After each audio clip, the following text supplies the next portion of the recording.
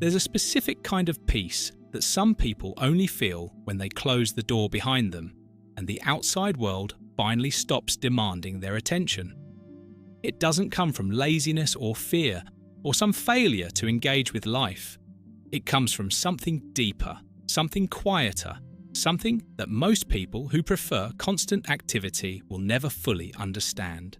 The relief of being exactly where you want to be, doing exactly what feels right without having to explain or justify or pretend that you're enjoying yourself when you're not. Maybe you know someone like this. Maybe it's you. That person who turns down invitations not because they don't like people, but because staying home isn't the consolation prize, it's the actual preference. Most people think that enjoying solitude means something is wrong, that people who prefer staying home are antisocial, depressed, missing out on life, wasting their youth or their weekends, or their precious limited time on Earth. But psychology tells a very different story. For most people who genuinely prefer being home, the choice isn't about avoidance, it's about alignment. It's about finally being in an environment where their nervous system can relax, where their energy can replenish instead of constantly drain, where they don't have to perform or monitor or adjust themselves to fit whatever the social situation requires. The staying home doesn't happen because they hate the world. It happens because they've discovered that home is where they feel most like themselves, most at ease, most capable of doing the things that actually matter to them. Here's the part that makes extroverted people uncomfortable. People who like staying home aren't broken versions of social people. They're wired differently. They process stimulation differently. They recharge differently. And what looks like withdrawal from the outside often feels like restoration from the inside. They stayed engaged with social expectations for as long as they could. They went to the parties, accepted the invitations, showed up to events they didn't want to attend because they were told that's what normal people do. That's how you build relationships. That's how you live a full life. And every time they forced themselves to go, they learned the same exhausting lesson. That being around people, even people they genuinely like, costs them something that being alone doesn't. That the energy required to be social leaves them depleted in a way that solitary activities somehow restore. And what's fascinating is that the brain does not process introversion as a deficit. It processes it as a legitimate temperament difference with distinct neurological patterns. Research in personality neuroscience shows that introverted brains have higher baseline activity in the frontal cortex, the area responsible for internal thought, planning, and problem solving. They're literally more active when they're thinking internally than when they're responding to external stimuli. This isn't damage or dysfunction, it's design. The human nervous system comes in different configurations. Some people are energized by external stimulation, by crowds and conversations and constant activity. Others are energized by internal stimulation, by thoughts and ideas and quiet reflection. And when someone with the second type of nervous system tries to live like they have the first type, something breaks down. This is why people who like staying home often say something that sounds contradictory to people who don't share this preference. I love my friends. I just don't want to see them very often. Not because the friendship isn't real or meaningful or important, but because the internal experience of socializing, even enjoyable socializing, requires a kind of energy expenditure that needs significant recovery time. That recovery doesn't mean something went wrong. It means the nervous system is doing exactly what it's supposed to do, returning to baseline after a period of heightened external engagement. Psychologists describe this as introversion or high sensitivity, but those terms don't quite capture the lived experience of it. It's not just about being quiet or shy or preferring books to parties. It's about having an internal world that's so rich, so engaging, so genuinely interesting that external activities have to compete with it, and most of them lose. The mind isn't trying to reject people or experiences. It's trying to protect the internal space where thinking happens, where creativity emerges, where processing occurs. And here's where the misunderstanding deepens, where the judgment from more social people becomes most intense. Staying home is supposed to be what you do when you can't find anything better, right? That's what culture suggests. That home is the default, the fallback, the thing you settle for when you don't have plans. But for people who genuinely prefer it, home isn't the absence of activity. It's the presence of preferred activity. It's having control over your environment, your noise level, your stimulation, your schedule. It's not having to perform any version of yourself other than the one that exists when nobody's watching. It's the freedom to follow your own rhythms without constantly adjusting to someone else's energy or expectations or social timing. Many people who like staying home don't actually hate going out. That's not the issue. They hate the pressure to go out. The implicit message that staying home means you're wasting your life, that you're not living fully, that you're somehow less engaged with existence because you'd rather read a book than go to a crowded bar. They want the freedom to choose solitude without it being interpreted as loneliness. They want activities that don't require performance. They want relationships where they can be honest about their capacity without it being seen as rejection. They want space where their natural energy level is treated as valid, not as something that needs fixing or pushing or expanding. And when those needs are repeatedly dismissed, when they're told to just try harder, or just put yourself out there, or you'll have fun once you get there, something shifts internally. At first, the mind tries accommodation. Maybe I am being too rigid. Maybe I should force myself more. Maybe everyone feels this way and they just push through it. Then it tries guilt. What's wrong with me that I don't enjoy what everyone else enjoys? Then it tries resentment. Why can't people just accept that I'm different? And finally, when enough time passes, it settles into acceptance. This is just how I'm built. What's rarely discussed is how much peace that acceptance brings, because choosing to stay home stops being this shameful secret and starts being a simple preference, like preferring tea over coffee or mountains over beaches. The guilt doesn't vanish immediately. It's been reinforced by years of messaging that socializing is virtuous and solitude is concerning. But gradually, the internal narrative shifts from "I should want to go out" to "I'm allowed to want to stay home." And that shift is profound. Psychologically, this is called self-acceptance or authentic living. The behavior doesn't change much. What changes is the relationship to that behavior. And that change relationship often creates a kind of contentment that no amount of forced socializing ever provided. Not because staying home was the right choice for everyone, but because it was the honest choice for them. Because humans are wired to believe that conformity equals connection. From a young age, most of us are taught that fitting in is how you belong, that doing what everyone else does is how you prove you're normal, functional, part of the group. So when someone consistently chooses differently, even when that choice makes them happier, their mind often asks a version of the same question. Am I missing something? Am I wrong about what I need? Should I be more like everyone else?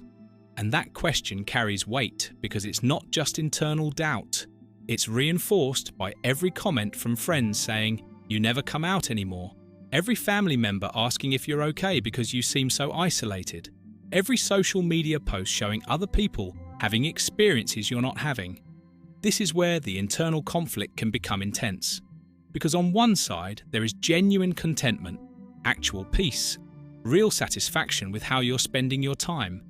And on the other side, there is this persistent cultural message that what you're doing isn't enough, isn't right, isn't the way life is supposed to be lived.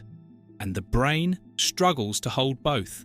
Studies on personality and well-being show that people who honor their temperament, who structure their lives around what actually energizes them, rather than what they think should energize them, report higher life satisfaction, lower anxiety, and stronger sense of self. They don't feel like they're performing a version of life. They feel like they're living their actual life. But here's the psychological truth that doesn't get enough attention, that gets buried under all the cultural glorification of busy social calendars. People who like staying home aren't avoiding life. They're living it according to their own wiring. They're not hiding from experience. They're being selective about which experiences actually enrich them versus which ones just drain them. And most importantly, they've realized that presence matters more than participation. You can be physically present at 100 events and emotionally absent from all of them. Or you can be home, alone, deeply present with whatever you're doing, whether that's reading, creating, thinking, or simply existing without agenda. And that second option, for some nervous systems, is where meaning actually lives. And grief around social expectations changes how the brain processes belonging. When you spend years trying to fit a social template that doesn't match your actual needs, the brain becomes hyper-aware of the cost of inauthenticity. It learns that forcing yourself into situations that deplete you doesn't create real connection. It creates performance. So staying home becomes a form of self-preservation, not isolation. It's the brain saying, I can't keep expending energy on interactions that leave me emptier than I started, and I can't change my fundamental wiring, so the only variable I can control is how I structure my time and space. Another misunderstood aspect is this. People assume that preferring to stay home means being content with superficial relationships, with not investing in people, with choosing comfort over growth. In reality, it often means the opposite. It means investing deeply in fewer relationships rather than spreading yourself thin across many. It means choosing quality over quantity. It means recognizing that for some people, depth requires space, and space requires time alone to process, to reflect, to integrate what they've experienced with others before going back out and experiencing more. As children, many people who prefer staying home learned to adapt. They went to birthday parties even though the overstimulation gave them headaches. They participated in group activities even though they would have preferred solitary play. They learned that their natural preferences were often seen as problems that needed correcting. As adults, they finally have the agency to name what they actually need. To say, I function better with more solitude than most people. To recognize that this isn't a flaw or a phase or something that needs therapeutic intervention. It's a temperament, and naming that temperament changes everything. What was once internalized as there's something wrong with me becomes, this is how I'm built, and that's okay. That shift is powerful, and it is liberating because once you stop fighting your own wiring, you stop wasting enormous amounts of energy trying to be someone you're not. And that clarity creates space for an important question. Do I structure my life around my actual needs? Or do I keep trying to meet expectations that were never designed for my nervous system? Neither option is objectively right or wrong, but one creates chronic depletion, and the other creates sustainable peace. Here's something rarely acknowledged. People who like staying home are often deeply thoughtful. They notice things. They process experiences more thoroughly than people who move quickly from one activity to the next, which is exactly why they need time alone. Shallow processing doesn't require recovery time. Deep processing does. People who skim the surface of experiences can attend event after event without feeling drained. People who absorb, reflect, and integrate what they experience need space between inputs. The very depth that makes someone insightful also makes constant socializing unsustainable, and that need for processing time doesn't diminish after they accept their preference for staying home. It just stops being pathologized. Many people redirect that quiet time into pursuits that matter to them. Creative projects, intellectual interests, skill development, spiritual practices. Not because they're avoiding relationships, but because the human need for meaning exists independently of social frequency. And meaning, for some people, is found more readily in solitude than in company. From a psychological standpoint, this is called intrinsic motivation or autotelic activity. engaging in something for its own sake, not for social approval or external validation. The mind structures its time around what feels genuinely engaging rather than what looks impressive to others. And interestingly, people who embrace staying home often develop richer internal lives. They become more self-aware, more in touch with their actual thoughts and feelings rather than just reacting to external stimuli. More capable of entertaining themselves without needing constant input from others. Not more isolated, more autonomous. They don't need other people to fill empty time because their time doesn't feel empty. It feels full, just in a different way than extroverted people's time feels full. But there is one part of this experience that can feel difficult. The loneliness that sometimes comes not from being alone, but from feeling misunderstood. Even when staying home is the right choice, even when it brings genuine peace, it can feel isolating to have that choice constantly questioned, minimized, or treated as something that needs fixing. Because society doesn't offer much validation for people who prefer solitude. There are countless messages celebrating social butterflies, busy calendars, large friend groups. There are far fewer messages saying it's okay to have a quiet life, to prefer your own company, to find fulfillment in ways that don't involve constant human interaction. So people who like staying home sometimes grieve quietly, not for the social life they're supposedly missing, but for the acceptance they wish they had. The ability to say I'm staying home tonight without it being interpreted as depression or avoidance or antisocial behaviour. Just a simple preference that doesn't require explanation or justification or defensive reasoning. And sometimes they wonder if their preference is valid, if maybe everyone else is right and they're missing out on something essential by not forcing themselves out more. But psychology suggests something different. Sometimes staying home is the most honest way to honour your wiring. Not every personality is built for constant external engagement. Not every fulfilling life looks social from the outside. And that doesn't make anyone wrong or broken. It makes them different. People experience energy differently. They process stimulation differently. They find meaning in different places. And sometimes those differences are profound enough that trying to live like someone else creates chronic stress that no amount of social connection can offset. There is a myth that growth requires constantly pushing beyond your comfort zone. That staying home too much means you're stagnating, playing it safe, not challenging yourself. But growth often means something different for people who prefer solitude. It means learning to trust your own needs, even when they don't match cultural expectations. It means developing the confidence to structure your life around what actually works for you, rather than what you think should work. It means distinguishing between genuine growth opportunities and activities that just deplete you, because someone else believes they're important. And that kind of growth, the internal kind that happens quietly without external validation, is often more sustainable than the kind that comes from forcing yourself into situations your nervous system never wanted in the first place.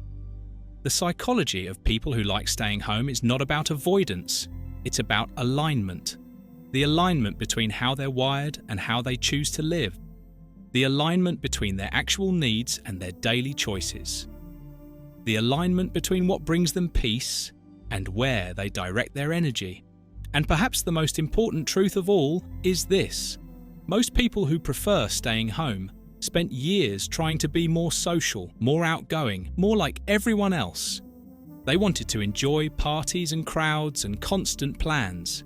But staying home wasn't a failure to be social. It was the discovery that their version of a full life looks different than the one culture keeps promoting. And that difference, once accepted, changes everything. Quieter than the world expects. Fuller than it looks from outside. Not wrong, just honest.